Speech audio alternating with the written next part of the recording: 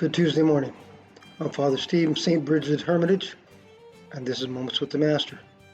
Today is the 14th day of November, 2023, and our readings today come from the Book of Wisdom, chapter 2, verses 23 through chapter 3, verse 9. I know it's a little long, but well worth the read.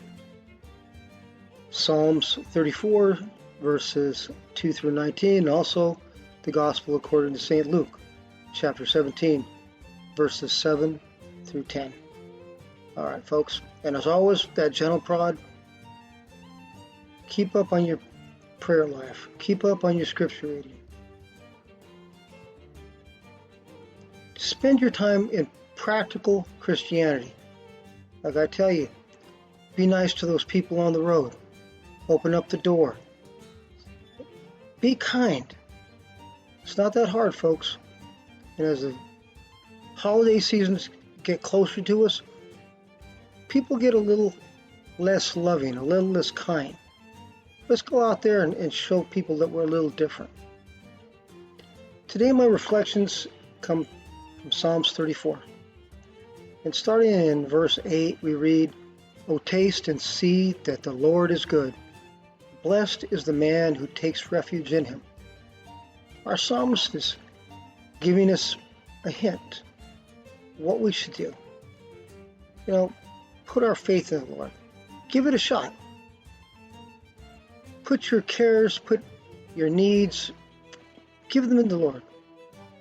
How often do we look at life through a perspective of a glass half empty or half full? Or did somebody just steal the glass? I don't know. But we get sidetracked on the trivial. And we don't want to believe it about ourselves, but often we do. Where do we leave our keys? Where do we leave our wallet, our glasses? And that sets the tone for the day. And it's easy to get sidetracked. It's easy to get sidetracked. Let's not pray and not read the scriptures and then completely forget about the Lord. Thank God for what we have. Just every morning, wake up, thank the Lord for what you have, what He's done for us. Dwell on that. We'll find the keys. We're going to find our glasses. When we focus our attention on what we lack or what's missing, we run the risk of complaining. We run the risk of just having a bad day and not appreciating, the glory of creation around us. We miss the enjoyment, the fulfillment of our friends and our family. We start off the day on a grouch. This psalm reminds us that God's our shelter from every storm that we have in life. He protects us from danger. He sees all the hurts, physical, mental, emotional, spiritual, that we have. He knows our distresses. And He doesn't want us to become overwhelmed. Because all of that just will draw us away from Him. And He doesn't want that. He wants us in a close, intimate relationship with Him. Today in the Psalms, we're encouraged to look for the faithfulness in our God. He's never going to leave us, never going to forsake us.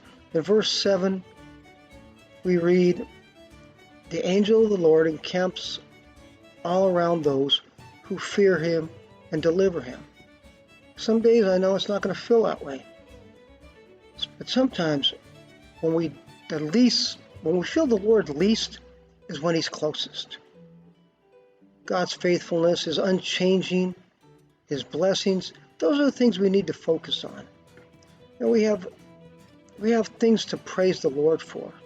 And we always do. Never think we don't. So we endure the trials. And I know it's hard, but if we focus on the trials, it can consume us. It can consume our attention, our focus. It makes us bitter, angry, unfriendly. So how are we going to cope? Where am I going with this? run to the safety in the Lord. Verses 4 through 5 read, I sought the Lord, and he answered me, and delivered me from all my fears. Look to him and be radiant, so your faces shall never be ashamed. We compare that with Psalm 61, verses 1 through 4. Hear my cry, O Lord. Listen to my prayer. From the end of the earth I call to you when my heart is faint. Lead me to the rock that is higher than I, for you have been my refuge, a strong tower against the enemy. Let me dwell in your tent forever. Let me take refuge under the shelter of your wings. These Psalms are beautiful, folks, especially when you're going for really tough times, when you believe you're distant from the Lord. Take shelter. God knows our weakness, our trials. He understands. Remember, God became man. Not because he had to, but he knows our perspective as a man. Christ came not only to deliver us, but to have an intimate contact with us. What a beautiful thing, folks.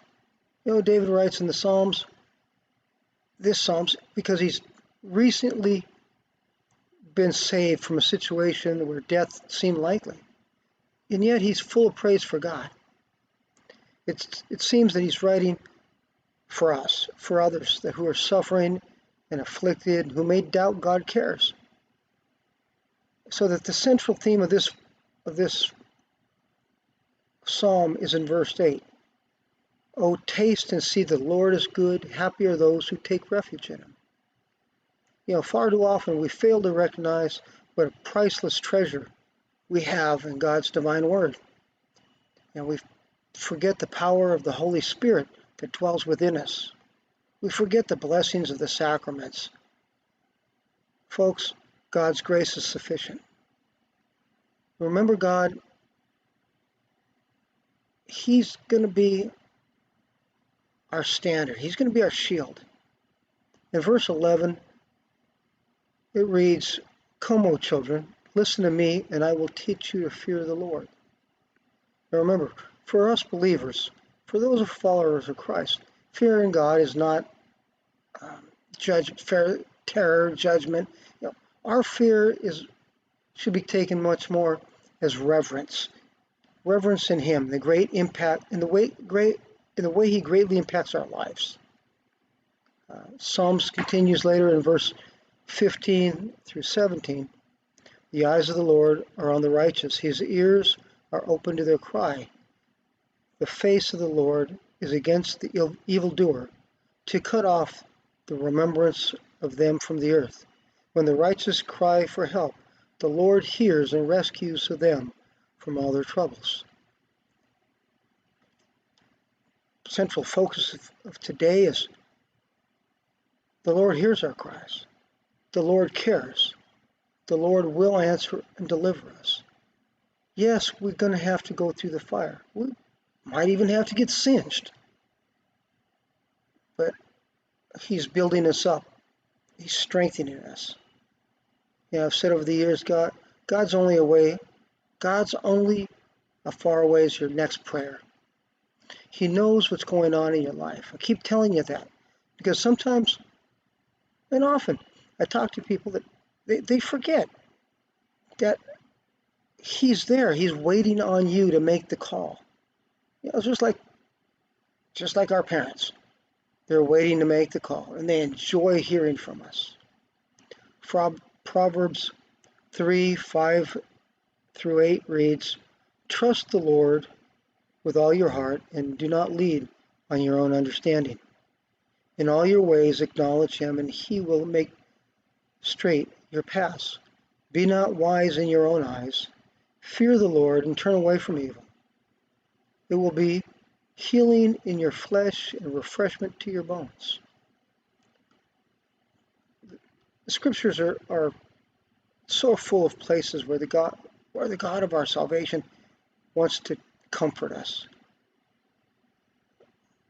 As followers of Christ, we just need to learn to be humble. We need to humble ourselves before the Lord. We have to be humble before the Lord before we can be strong in the Lord. Too often, folks, we got this attitude like, I got it, God. I have this one. I have that answer. And 9 times out of 10, we don't. And the time we do, it's probably the wrong answer. Count on the Lord, the strength of the Lord. In verse 6, we read, this poor soul cried and was heard by the Lord and was saved from every trouble.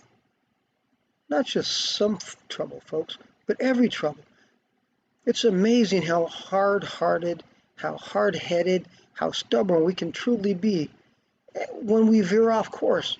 And rather than trusting the Lord or being humble to come back and saying, I was wrong. Forgive me. I did whatever. We just want to plow ahead and make it right. And it seldom works out. It's amazing the situations we all, and myself included, can get ourselves into. What makes God's refuge so pleasing to our senses is knowing that He always has your best interest in mind. God's, He has the abundant grace and the love and the blessings. We just need to open our hearts and open our minds, see what He's giving us. His grace is sufficient. Folks, go before the Lord. Before things get bad, go before the Lord. Ask Him what's going on. Talk to Him. He wants to hear from you, folks. He wants to be involved. Well, those are my reflections for today. I always enjoy giving the reflections on the Psalms. They're so beautiful, so uplifting, in any situation that we may find ourselves in. May the Lord bless and keep you. May the Lord hold you in the palm of His hand until we meet again.